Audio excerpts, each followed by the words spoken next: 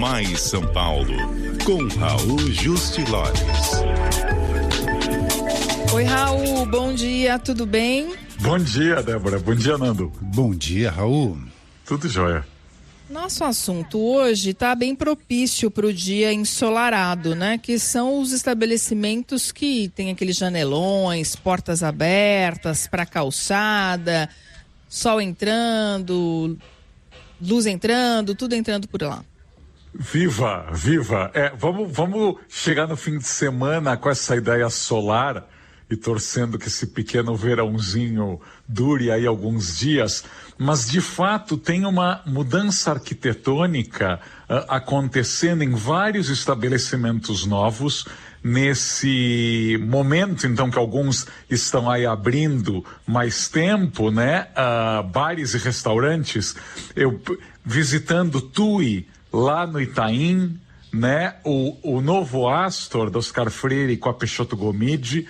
Aliás, aí não é nem janelão, é literalmente todas as entradas são portões de vidro que ficam abertos quando o bar está funcionando. Então é como se eles estivessem ao ar livre de alguma maneira, né? O Botanique Café na Alameda Lorena também é todo aberto. Tem restaurantes aí com terraços, alguns o terraço no andar de cima, outros têm um pequeno recuo e estão fazendo um deck de madeira com as mesinhas. É engraçado que nós somos uma sociedade, às vezes, tão anestesiada, né, com o espaço público, com o espaço ao ar livre, que sempre que eu posto, ou no Instagram ou no Twitter, comemorando que algum restaurante está mais aberto, as pessoas falam, mas só isso? Que grande mudança é essa? Então, para os reclamões das redes sociais, eu digo que o mundo não começou ontem e a gente tem que lembrar que São Paulo, nas últimas 3 décadas, teve aí fases e muitas delas de todo mundo se fechar. Aliás, nós 3 aqui, embora não da geração Z, não jogadores aí do Dragon Ball, né? Nando, Débora e eu, tenho certeza que crescemos numa São Paulo onde era muito comum ver restaurantes com portas fechadas, seguranças vestidos de preto na calçada, você não conseguia ver quem estava dentro. E a pessoa saía de casa, ia para o shopping, ou do shopping para o trabalho, ou seja, o convívio era escasso.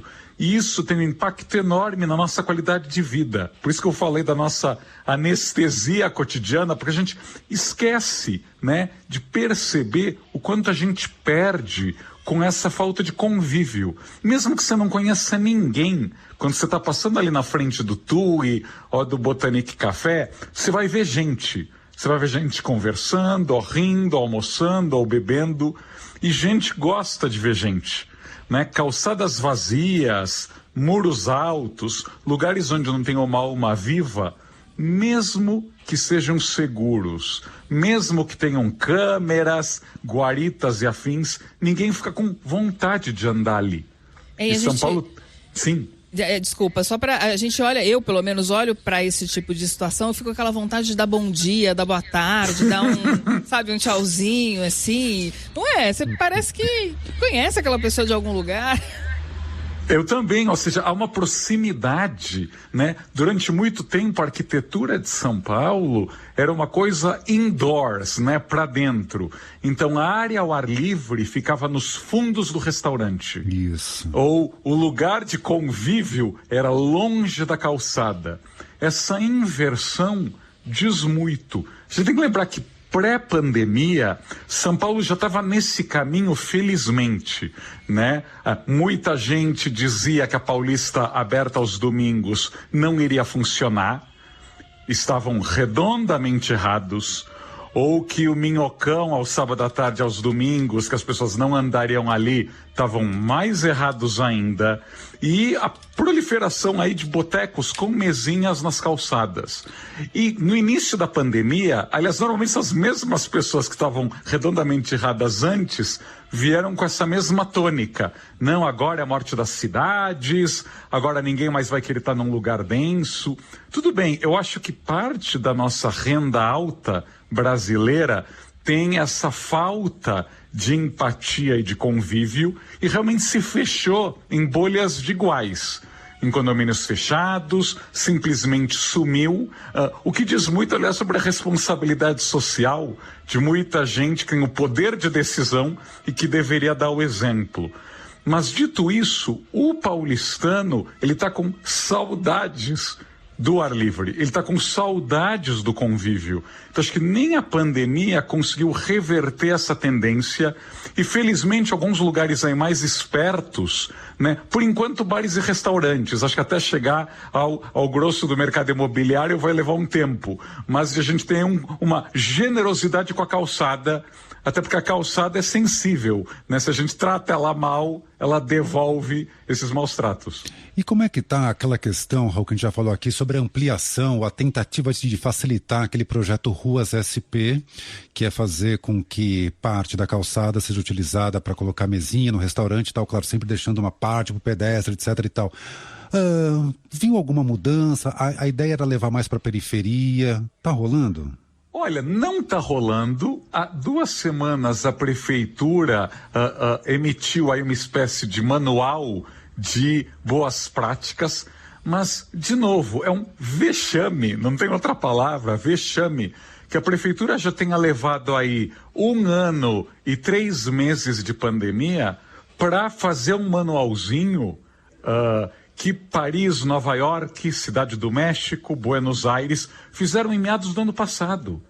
Então, em junho do ano passado, Nova York já fez, né? Junho do ano passado. Nova York fez em maio do ano passado, maio, 10 mil estabelecimentos de Nova York já tem mesas, não só nas calçadas, tem mesas e cadeiras nas vagas de estacionamento.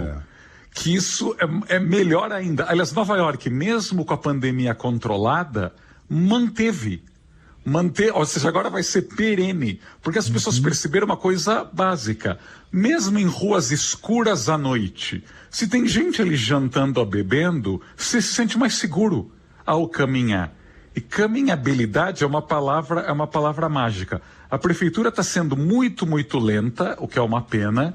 E torço que o mercado imobiliário, né, a gente fala aqui tanto de plano diretor e de verticalização, a gente tem que lembrar que os novos prédios, na Faria Lima, na Rua dos Pinheiros, em outros lugares, vão acabar determinando o sucesso dessas áreas, especialmente entre os jovens.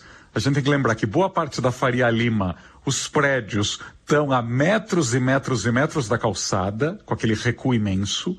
A entrada é uma rotatória, ou seja, parece que são prédios que foram desenhados para estarem num subúrbio, num distrito distante da cidade, onde todo mundo vai chegar de carro e ninguém vai sair para almoçar a pé, ou ninguém vai sair para tomar um café. Então tem aquela rotatória imensa, um gramadinho que ninguém pisa e zero comunicação com a calçada. E tem aquelas desculpas, elas meio tristes, porque demonstram aí falta de visão, que nós não estamos no negócio do varejo, então no térreo não tem comércio, no térreo não tem restaurante, então ficam aqueles lobbies desertos, né? Tem ali 2 recepcionistas meio entediadas, até por causa do home office não tem muito movimento.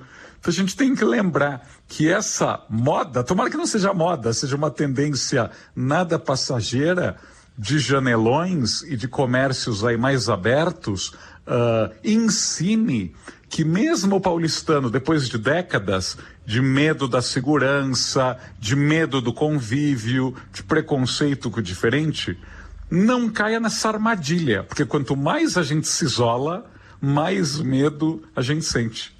E tem uma questão prática aí do Ruas SP, né, Raul, que é a seguinte: a prefeitura não vai cobrar taxas, mas a instalação da estrutura é responsabilidade do dono do estabelecimento, por meio de parcerias, ele pode até ter algumas parcerias. Mas no momento que nós estamos, muitos estabelecimentos fecharam as portas, porque não conseguiram sobreviver, né?